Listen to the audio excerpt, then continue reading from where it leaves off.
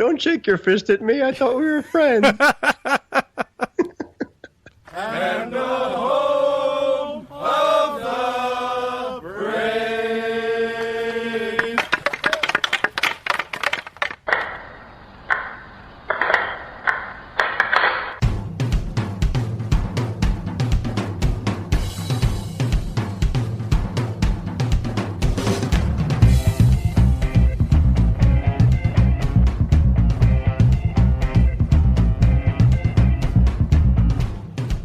Game on!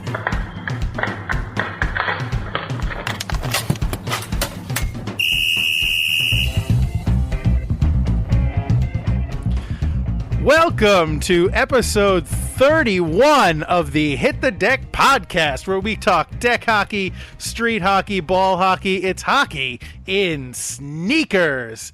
31 is a number that's very near and dear to my heart personally. It's something that goes back a few years, reaching into my childhood, something that I grew up with, something very special to me. I can think back to spending time with my family, enjoying the benefits that the number 31 provided me. Of course, I'm talking about Baskin and Robbins. The 31 flavors, ice cream, those days that I can remember going in and getting hot fudge sundaes and pralines and cream, my favorite ice cream. Oh, delicious. James is laughing at me. You haven't heard James because he hasn't made his presence known yet, but he's laughing at me because, of course, he thought I was going to reference Mike Piazza, who is the New York Mets Hall of Fame catcher, who is famously number 31 and who we have mentioned on the podcast in the last few weeks. So that's a little bait and switch for you there, James. I was setting you up and then jacked the carpet out from under you. So how are you, sir? I'm doing okay, thank you. The reason why you couldn't hear me was that because when you yanked that carpet out from under me, I fell flat on my back. So well done, sir. I really did not see that coming at all. So that was in terms of baseball scenarios, that was a breaking ball, and my knees buckled, and I just didn't see it coming. Just put my head down and walked back to the dugout with a strike three. So plus, if we can secure some kind of Baskin Robbins sponsorship for the show, that would be delicious. See what I did there? I got a million of them. All right. How are you, James? I'm doing well, and yourself, sir? I am doing all right. You know, another week, another podcast. Happy to be talking to you for the benefit of our loyal listeners. Am I stealing that? I mean, loyal listeners was always a thing for CBS FM here in New York, the oldies station. Well, it's not oldies anymore, but, they always talked about their loyal listeners, and that's something I grew up on, so I feel like I'm kind of ripping them off. Although, since CBS FM hasn't really been CBS FM for so many years, maybe I don't feel that bad about it. I don't think you can copyright that, so loyal listeners are fans of podcasts and radio shows, so that's all up for grabs. I guess it sounds better than dedicated consumers of our product. Definitely, yes. Rolls off the tongue a bit better anyway. It does. It really does. Yes. Why don't we introduce ourselves? So, in case you've forgotten, or if you happen to be new, we will jump into tonight's starting lineup. And for tonight's starting lineup, in goal, I am number 35, the American Rhino, Gary McComiskey, and my stalwart co-host and partner. On defense, number 4, I'm James Sajazi. Yes, sir. And James Sajazi, would you be ever so kind as to grace us with what is on deck for this particular podcast? Yes, sir. Thank you. The decks of hazard. Breaker one, we might be crazy, but we ain't dumb. Crazy Rhino and BB Fury coming at you. Anyone on the Hit the Deck net got your ears on? Come on. If you took our advice a few podcasts ago and either joined or started your own deck hockey league, here are some pitfalls you need to avoid in order to have a fun and safe time. Gear bag. For defensemen and forwards, we'll talk about the Tour Spartan Pro Roller Hockey Pants. And for the keepers of the goal, the American Rhino will tell us all about his unique setup. And hockey in the news. It's said that everyone deserves a second chance. An article from September 26th, The Wall Street Journal, written by Vipal Monga, says maybe everything deserves a second chance too. And that's what's on deck. Thank you, James.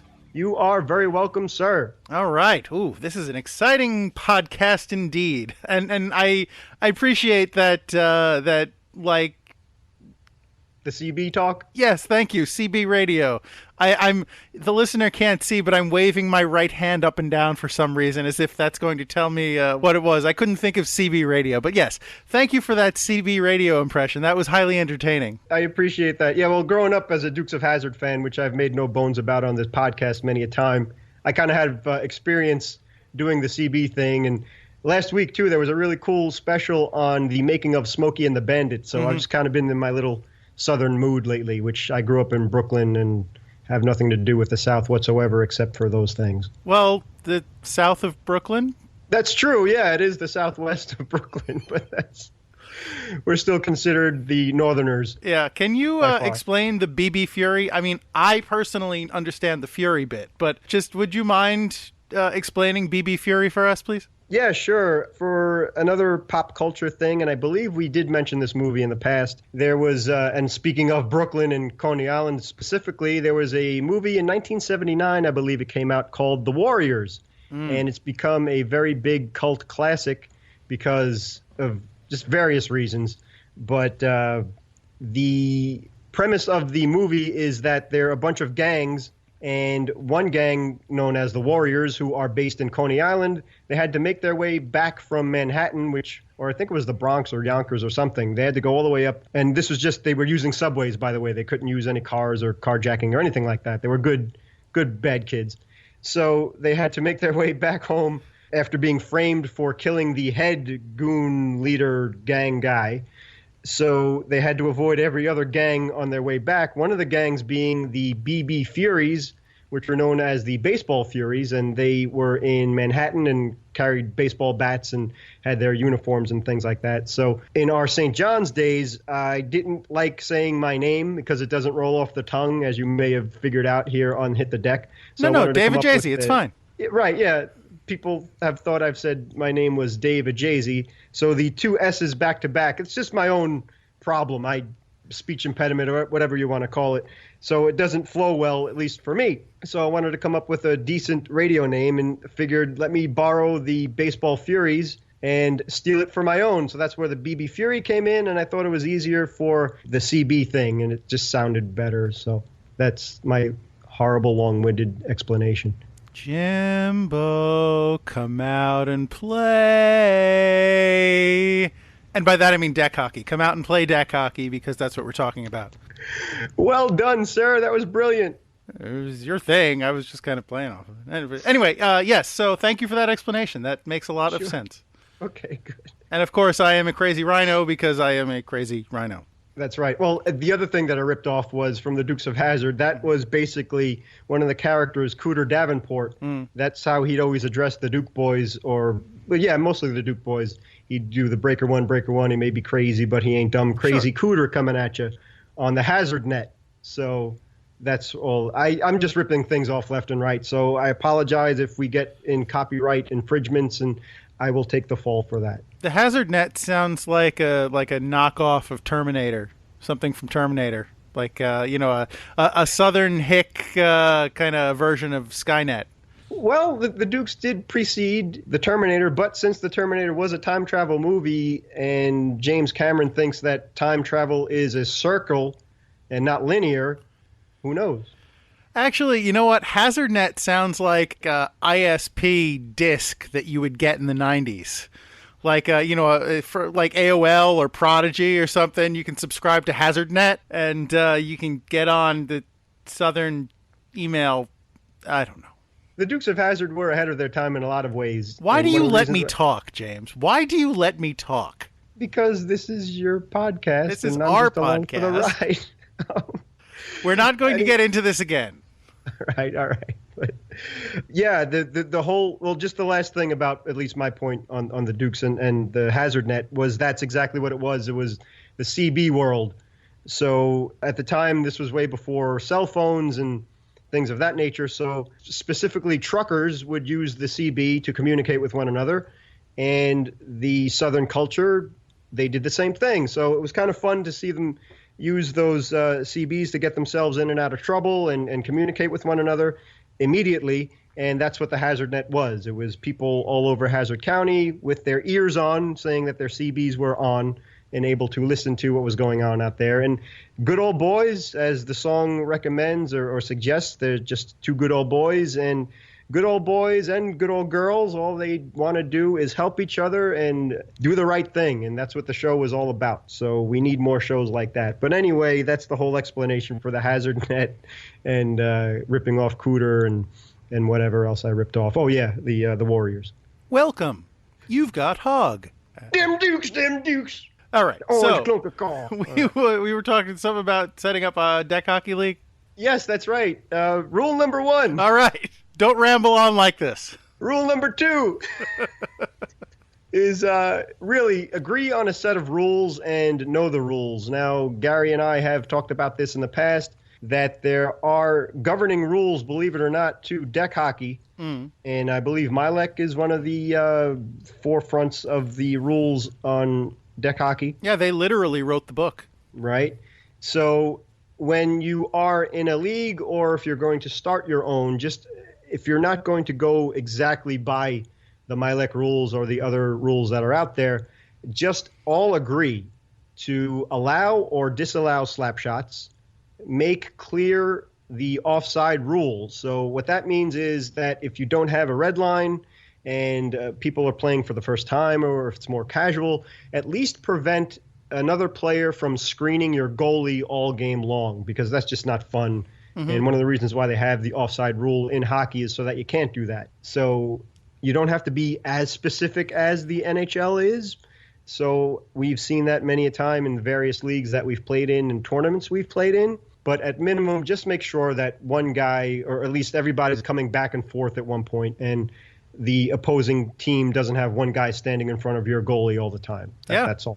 Okay. And preferably have timed periods, hopefully with a ref, if not, at least having a timekeeper there who can proceed on what the time is left and could just see if a goal is good or not and things of that nature. It just makes things a lot easier and flow quicker as well. Yeah, we've played with both timed periods and with just like the winner is the first to however many goals, and I can say that the timed periods are much more competitive and the intensity level goes way up because you only have a set amount of time to win the game and you really have to maximize every minute out there, and it's a lot of fun. It really is. Yeah, I totally agree, and we really appreciate what Gary has done for our league too, is that he's turned his iPhone into a little timekeeper with a voice announcer and everything. So when there's 30 seconds for the face-off, there's 2 minutes intervals for intermissions between periods. It's 6 minutes nonstop running, and you even put it so that you have the horn sounding to start the period. And the best part is, Gary, even somehow how you did this is genius. You did the last minute of play of the period, so that's when to go all out if you're up by a goal or if you're down by a goal, and it really helps things a lot. And I agree 100%. I definitely prefer the timed periods as opposed to saying, all right, whoever gets to 7 goals first wins, because at least you can pace yourself a little bit more, and when you need to turn it on into another gear or just lay back and kind of avoid injury and things of that nature. Yeah, so if you're interested in something like that, I'm not going to go into the whole complicated bit because I did have to kind of get creative with this, but basically I used an app called Seconds that I had to buy in the App Store. It wasn't that expensive. I don't remember the exact price, but it was less than $10. And so I have my iPhone connected to a Bluetooth speaker. And basically what I did with this app Seconds is I set intervals for the, each of the periods and the intermissions. And the nice thing about this app is that you can set music tracks for each interval. It's an interval timer. It's made to be like an exercise aid. So if you're doing different exercises, it times out your sets for you. But I figure I can use it just as well to time out a hockey game. So basically, I have it programmed to play a different music track for each set, and I edited the tracks so that they are exactly times for the periods or for the intermissions, so that at the proper time in the track, it'll play like last minute, or it'll start with the whistle, or it'll blow a horn at 30 seconds before.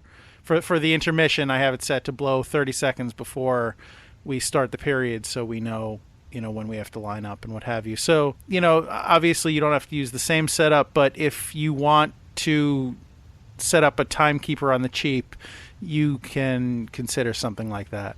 It's really brilliant, and it takes it to a whole other level of fun and excitement. So really, thank you so much for coming up with all of that. It's really brilliant, and it makes a big difference. The only problem is if I get a call during the game, because my phone starts, playing a ringtone through the speaker because it's, my phone, and or if I get a text, and that throws everybody off temporarily.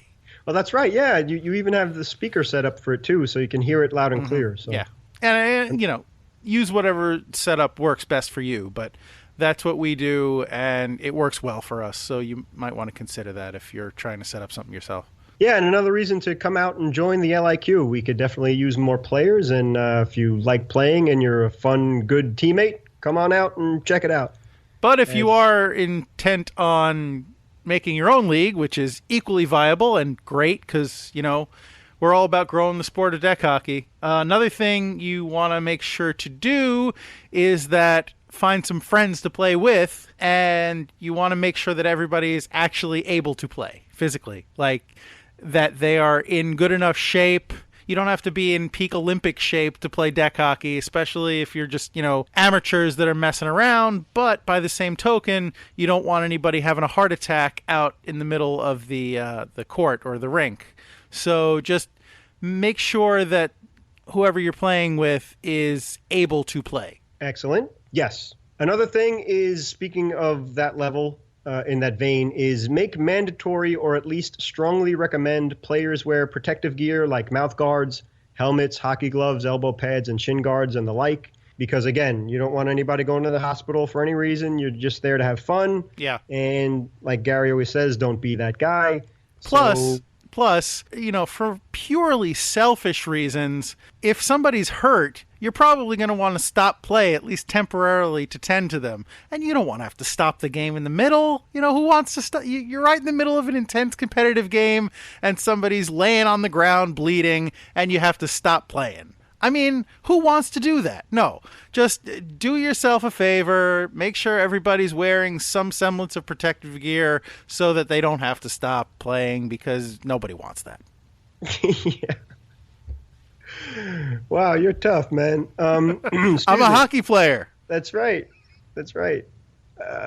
So more for the environment and play problems to avoid now is, for example, if you do wear your shin guards, and I definitely recommend you get a pair of shin guards, and they're not too expensive. There are various places you could find good quality shin guards, and they'll even help you with sizing and all that stuff too. But to keep your shin guards in place without tape, the Rhino Mac has a solution for that too. Yeah, so there's a company named A&R makes something called shin sleeves, and they're basically these compression sleeves that are meant to James was trying to explain this to me before. I still don't entirely get it, but basically hold your muscles in place to better promote circulation and prevent injury. I'm not quite sure how that works, but regardless, that's what they're for. You can get them pretty cheaply. If you get them like a size up, you can pull them on over your shin guards, and they will hold very tightly, and the shin guards will stay in place. So you don't have to buy tape and use rolls of tape every time you play. You just pull these things on, you pull them off, and Bob's your uncle. Another great Rhino Mac invention. Also, finding methods of practicing alone, that's a problem that I've always had. We've addressed this in Hit the Decks in the past. Because I live in a small place, there's limited space and limited place to practice. So even just trying to practice stick handling and shooting, one of the problems that I have with my shot is it's not accurate. So one thing I need to do is go home during the weeks where we're not playing, or the days we're not playing, and try and make sure I could keep my shot down and low and follow through properly. Unfortunately, I don't have a lot of room to do that, so I have to be a little bit creative with that. So that's one thing that you can think of beforehand if you just want to get better. You could obviously stick handle while you're watching a game or TV and things of that nature, and definitely have a separate stick if you can and at least a separate puck or ball to keep inside so you're not bringing in all the germs and filth from the outside. But that's just something you need to consider too, is that, yeah, you want to have fun and it's not serious, so to speak, but you do, in order to have fun, you want to be able to play well and help out your team as best you can. So practice is definitely something that you should do and think about beforehand. Yeah, and so another thing with regards to your equipment is you're going to want to make sure you have plenty of balls on hand in case you want to practice beforehand, and make sure that, or if you, here's a tip, if you are playing and ball gets shot out of play and you have like a running timer, then have another ball handy so you can just throw another ball in play and continue. That way you don't have to waste a lot of time going to get it during the game. And obviously you're going to want something to shoot the balls into, so you're going to want to grab yourself a couple of nice sturdy nets. Now, they don't have to be like NHL quality nets, because those are pretty expensive, and you also have to consider transport, so make sure either you have a truck big enough to hold 2 nets that are assembled, or be able to assemble them and break them down at the place that you're playing, as we do. And here's the thing with the nets. So if you're starting fresh, basically, with a bunch of people who don't know what they're doing, what we did when we started playing, because most of us had never played hockey regularly, we started with intermediate nets, which are 4x3, and we pretty quickly outgrew them, and we moved to the regulation size nets, which are 6x4.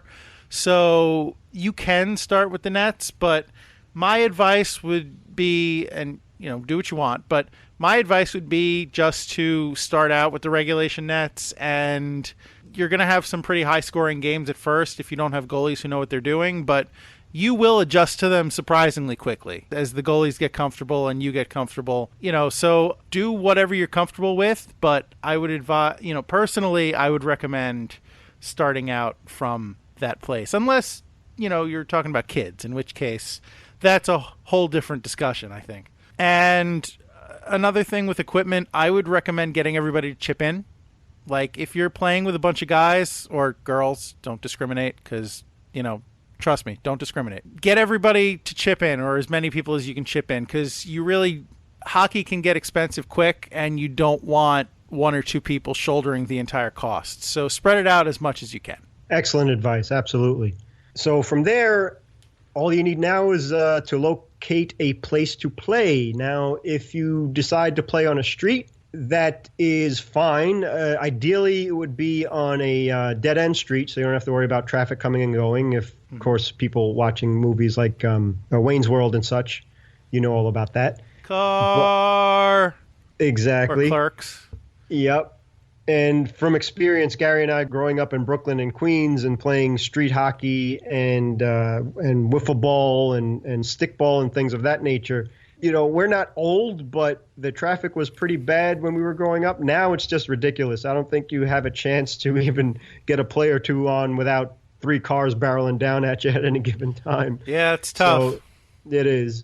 And again, if you're on the street, the sewers are your worst enemy. Yep, they hate you. They hate you. They do, and they're hungry. They want to eat whatever object you're using to play with. If you're playing wiffle ball, they want to eat wiffle balls. If you're playing hockey, they want to eat hockey pucks, and they will get them. I guarantee you that. So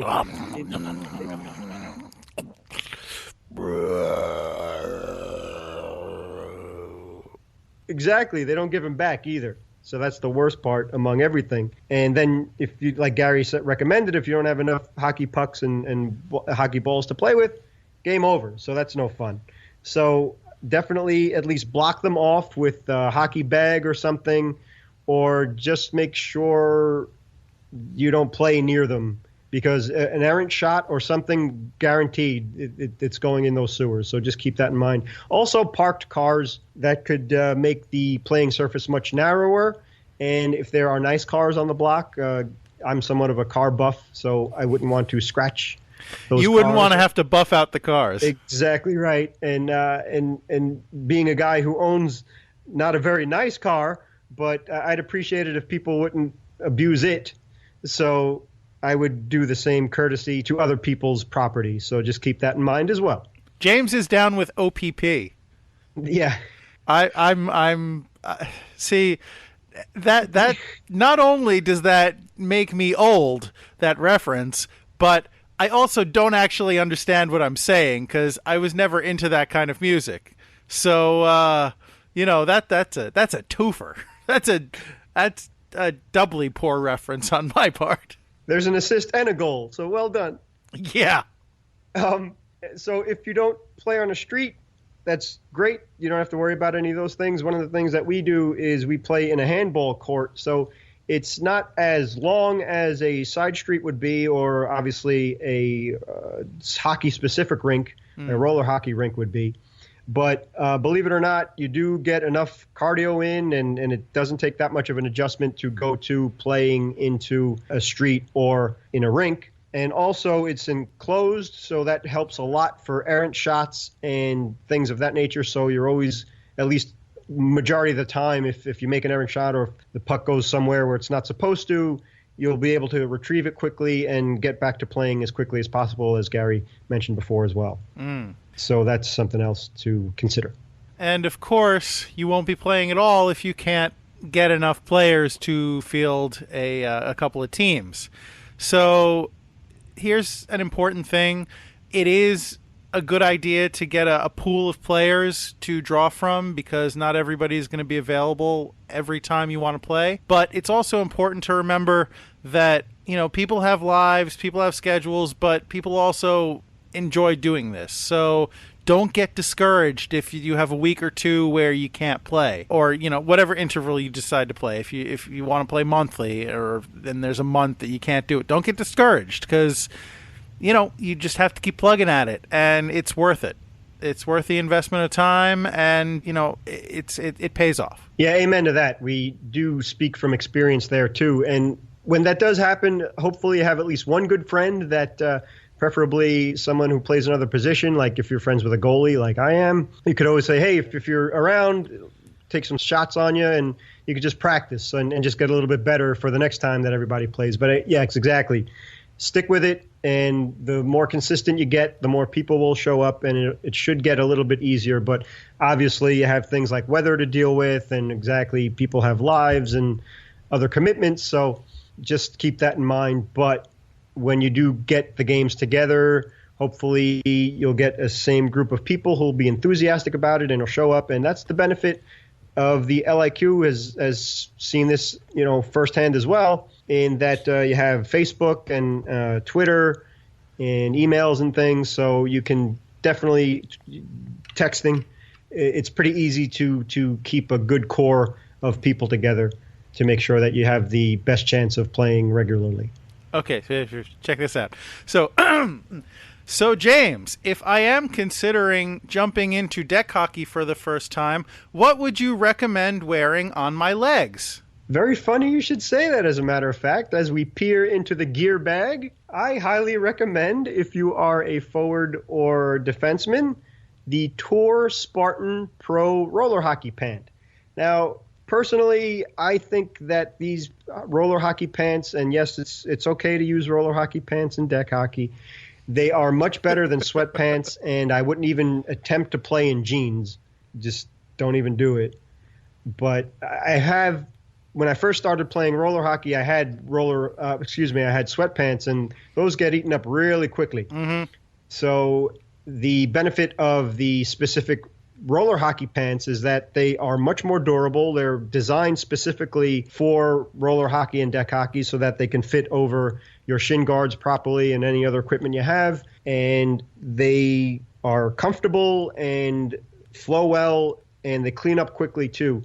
So they're waterproof to a certain extent if you're playing in the rain and things. Mm-hmm. And really, I totally recommend. It took me a while to find a good pair. Did a lot of research on that. So especially for being a defenseman, I'm a type of guy that is really hard, and goalies are harder on their hockey pants as well because you have to block shots and you're going up and down a lot and maybe sliding and doing things of that nature. So the Tour Spartan Pro, did some research on those, and they seem to be pound for pound the best out there. They are thick and durable enough, yet still lightweight, and they've lasted quite a few years. I've had them for a while.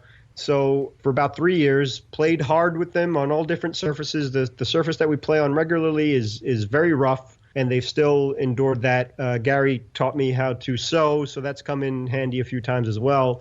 Unfortunately, I'm not very good at it, so the things that I did sew, they popped quickly. But again, they are good enough and durable enough to hold up, and they protect the shin guards as well from getting too scratched up and then have to getting a new pair of shin guards. So expect holes to be put in them, but not shredded where you'd have to buy a new pair every so often, like if you would with sweatpants. And the only other thing with my pair is that the belt buckle broke, but I was able to jerry-rig that to fix that. And they are very comfortable. They held up quite well, very usable, and I'm not looking to buy a new pair anytime soon. Thank you, James. And at this point, I would just like to clarify, as we seem to need to do anytime we address a topic of this nature, James is talking about like pants that you would wear on your legs, not the hockey pants, which is to say the protective girdle that people playing roller hockey or ice hockey would play in, which only go down to about your knees. And in fact, the roller pants that James is talking about would not fit over the hockey pants if you were wearing them. I mean, I guess you'd wear them under the hockey pants if it came to it, but that's neither here nor there. I just want to make sure that we're clear on what we're actually talking about, since hockey terminology can be a little confusing in that regard. Yes, thank you very much. Another great save by the American Rhino. Exactly. These are full-length pants, and they are specifically designed for roller and deck hockey too. So yeah, they go from your thigh all the way down to your ankles, or maybe even a little lower than that. So thank you for that. Exactly. They do have a little padding on them, but they're not designed they're nowhere near the amount of padding that traditional ice hockey pants have. So you do still need to wear your shin guards, and if you can, invest in some undergarments that have padding on them, especially if you're a defenseman, if you're sliding and doing things like that. You definitely need those, because the pants themselves don't compensate for that. So, but they are designed to fit over those things properly and comfortably. So if you're interested in buying a pair, go into a search engine online and type in Tour Spartan Pro Inline Pants, and that's TOUR Spartan SPARTAN Pro Inline Pants. And they usually range from $40 to $75, and they're pretty much readily available online. And you shouldn't have too much problems finding different colors and whatever your needs are. So, in fact, James, sorry to interrupt. In fact, James has recolored his pants to line up with the color scheme of his Liquidators jersey. So, they're apparently they take marker well. Yeah, or highlighter. If you're interested in that, right? If you're interested in that, I'd be happy to tell you about it, but it's very true and guilty as charged. So sorry about that. No, they look good. The neon green kind of highlights with I like it. I dig it, man. Cool, thank you. Yeah, sure. So how about yourself? Do you have any specifics that you use for? Obviously, if you could use the actual hockey pants since you are in goal. Yeah, so here's the thing. I do wear in goal, I do wear hockey pants. I don't wear goalie pants because just playing deck with a ball, I don't need as much protection as if I were playing with a puck, but so I wear forward hockey pants, or skater hockey pants. I believe that I have Bauer is my kind of A pair. I had a problem where the clasps where they attach to the suspenders, and you have to get like suspenders also, I would recommend if you're wearing proper hockey pants, but that's neither here nor there. So the studs where they attach the suspenders were ripping out, and so I got another pair that I could switch to, but I think they were Graf, but I don't like that pair as much, so I decided to just repair my original pair of Bauer pants, and those are the ones that I generally use. But so I've kind of gone off on a tangent, but that's another benefit to knowing how to sew and being able to repair your own gear to an extent because it'll save you money and you'll also be able to use the stuff that you're comfortable with. But we've talked about that on previous podcasts. So, I wear the hockey pants and a cup underneath. But I wear all of that over what I just show up in, and what I put my gear over is it's just a pair of Champion workout pants. It's Champion brand workout pants. I got them on sale. I have a couple pair. I got them on sale for like $10. I think they're normally $20 at Modell's or on Amazon. I was also able to find them, but they're very light. They're almost too light, actually. But for my purposes, because I wear a bunch of stuff over them, so they don't need to be protective and they don't need to, cling to me necessarily. They're pretty light, and I have holes in the knees because as a goalie I drop down and my pads don't always protect me depending on how they move and how I move. So I wear knee pads underneath them because you need to protect your knees, especially if your pads move. And I wear the pads over them and knee pads under them, and they go on my legs and they serve me quite well. So, I would say as a goalie, I know a lot of goalies wear shorts, which I think is, for my own personal taste, that's a little bit too living on the edge for me because, as I said, if your pads move, you're going to lose a lot of skin. But, that's me. And your mileage may vary. But, you don't need a lot wearing under the pads. You just need something that's comfortable, basically. Yeah, so hopefully that was the idea, that we just kind of gave you an idea as to what to look for if you're a goalie or if you're a forward and or defenseman. Mm-hmm. So, go out there and play deck hockey. Go. Why are you still listening to this? No, you know what? Finish this. Finish the podcast, then play deck. Yeah, you could actually play while listening to the podcast, although it would make communication with your teammates hard. So finish the podcast in pregame and then go out and play. Excellent. While you're warming up, give it, something to listen to while you're shooting, doing your shooting drills or stretching or whatever. We provide a service here on the Hit the Deck podcast, and I'll get back to you. I'll figure it out eventually. So speaking of gear, yes, sir. The good, let's talk about gear, the bad. Well, bad is maybe painting with too broad a brush, but let's say we're cautious. We have some trepidation. Look, I'll be honest with you. Exactly. Gary is much more straight down the middle than I am, but I haven't forgiven Fox for this at all, especially being a Ranger fan and seeing Brian Leach almost get killed because of the stupid glowing puck. But, Halloween is a month away, and Jason does run around with an old-style goalie mask. There you go. Something even scarier has come back to life, and the Rhino Mac has discovered what it is.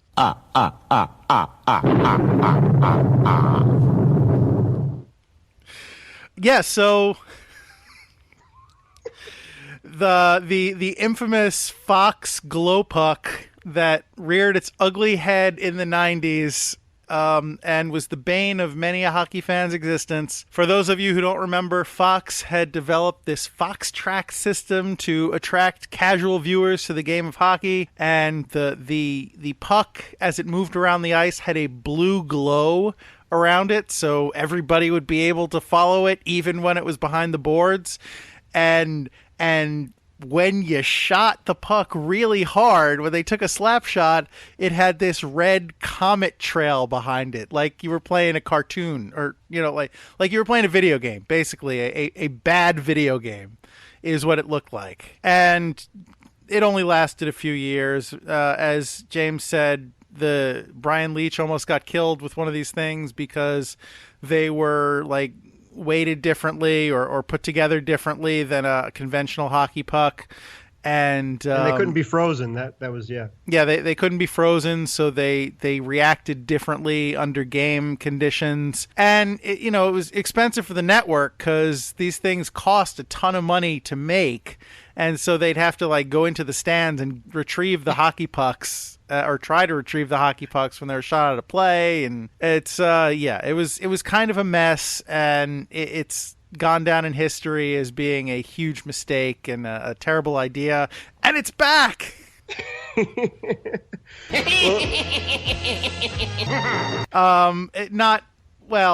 Let me qualify that, because that's not entirely accurate. The glow puck system is not back. What is back is the technology. And so as James mentioned in the On Deck, per an article by Vipal Manga in the Wall Street Journal, the one of the developers of the glow puck, one of the primary developers of the glow puck, originally when it was the Foxtrax system, has since gone to work for a company named Sportsvision, which is the same company that developed the technology in the NFL, which allows them to project the yellow yardage line, the first down line.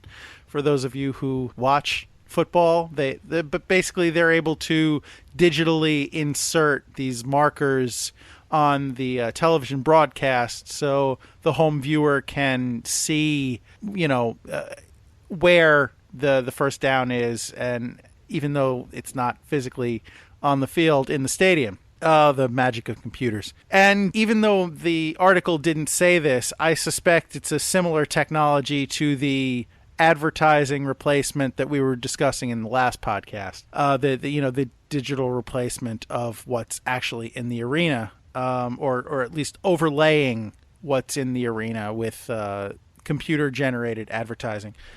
But so the idea behind this updated version of the glow puck, it's using an updated version of that technology. And they're actually using it now. They're using it during the World Cup of Hockey, or were using it, I guess. So right under our very noses. Can you believe the gall of these people to bring it back without even giving us the consideration of telling us so we could complain about it? I wouldn't have known about it either if it wasn't for the Rhino Max hard-nosed journalism skills. Yeah, but basically the idea behind bringing this back is not so they can put a purple glow around the puck and, make it do curly cues when they shoot it. The idea is that they're able to track the puck around the ice in real time, and it will feed them information about speed and trajectory, and it'll help the network that's using it to give very accurate, like on replays and such, give very accurate information about the trajectory of the puck and the speed. And that's just for the television broadcast. For the actual teams, like the coaching staff and what have you, it gathers all this information about where the puck moves and how fast it moves and how it moves. So the analytics of it will, you talk about your Moneyball type, fancy stats. It'll give the coaches one more thing that they can analyze and micromanage into the game. That's a very cynical way of looking at it, but I think it's going to give a whole different dimension to the tape room, the video room, and the way that people analyze the way the game is played. So I don't know if that's a good thing or a bad thing. I think from the way I've been talking about it, you can kind of get an idea of the way I'm leaning. But, my own opinions notwithstanding, it is potentially a tool that can be used to great effect by coaching staffs if they figure out a good way to use this data. Yeah, totally. It's kind of life imitating art in a way, where we've had the ability to see the NHL franchise, the Electronic Arts hockey game, video game, go from its infancy all the way up to, it's so realistic nowadays, and the graphics are phenomenal, and the gameplay is so realistic, and so on and so forth. So with all the data that you get on a video game, they're kind of incorporating that into the real world, into the actual hockey in real life, as Gary said, with the World Cup of Hockey going on now. And the good thing is, exactly, the puck doesn't glow anymore. It doesn't do any of that silly, campy nonsense that Fox thought was a great idea, and it was the worst idea ever. So you can't see any of that stuff anymore, thank God. Don't hold back, James. Tell us how you really feel. Exactly right. So the hockey pucks themselves are loaded with tracking chips, and the players, and this article calls them sweaters, by the way, they're sensors on the players' sweaters, or we like to call jerseys, so they could get two forms of data from the puck itself and from the players, too. I do remember hearing that, I think it was the MLS in soccer, they came up with this technology too, where they put a chip in the player and was able to see how much. Well, I'm sure they didn't put a chip in the player.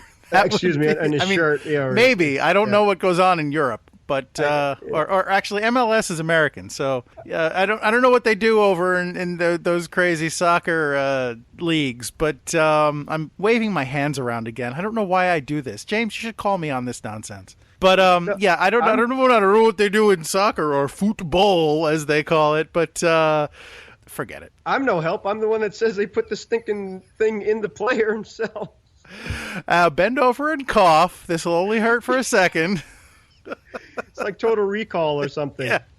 Anyway, so they were able to track the soccer player or football player, how much he ran and how long he was on the pitch.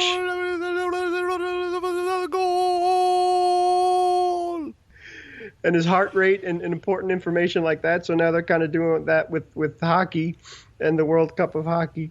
So another cool thing is that the company Sports Vision, to develop and test the pucks, they actually said that they shot them through cannons at speeds up to 135 miles an hour. So these things are tried and true, and I believe they could still freeze the puck, which is extremely important.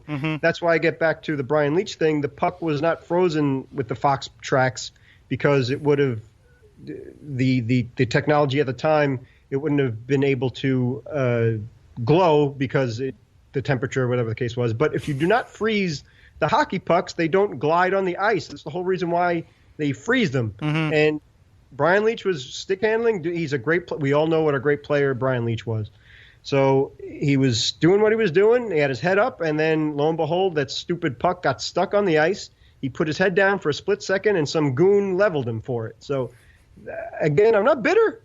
Do I sound too bitter? Maybe a little. But it's that's all in the rearview mirror of the new pucks nowadays. Plus, with all the sensors on the jerseys, I'm sure the players look forward to be able to be to play laser tag during intermission. You know, I know I would enjoy that. So, hey, technology marches on. Yes. Less minute remaining in the podcast. All right. Okay. We've made it through another one, James. High five. Well, you can't high five because our air high five. This is an audible medium. People can't even see us trying to whatever. Anyway.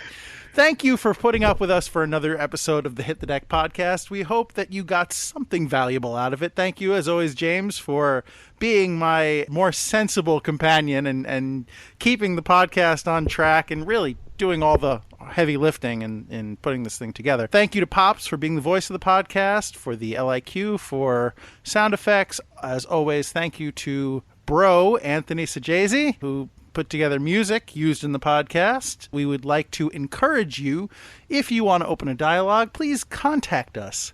Feel free to email us at hitthedeck@gmail.com, and of course, you can tweet at us at hitthedeckpod on the Twitters. On the Tweeter, as it were. Please subscribe to the podcast on iTunes or Stitcher or any other number of places. Hit up our YouTube channel where we will continue to roll out enjoyable content for your benefit and pleasure, your personal pleasure. And I'm sorry. There's something wrong with me. I got nothing. James, what have I forgotten? What do you want to throw in? What save me? Help me, Obi-Wan Kenobi. You are my only hope. We are in bigger trouble than we thought then. But yeah, if you'd like to also hit us up on Facebook and Instagram as well, it's at Hit the Deck on both cases. And thank you to Podbean for our strict home of Hit the Deck. And Gary, you are the man. It's extremely entertaining when you do your thing. So God bless you, sir, and thank you. Thank you, James. And remember, if you are putting together your own deck hockey league, or if you're playing in someone else's, whatever you're wearing and whatever puck you're using, please remember, it's deck hockey. Don't be that guy. Thanks, everybody. And I've completely forgotten what I do here.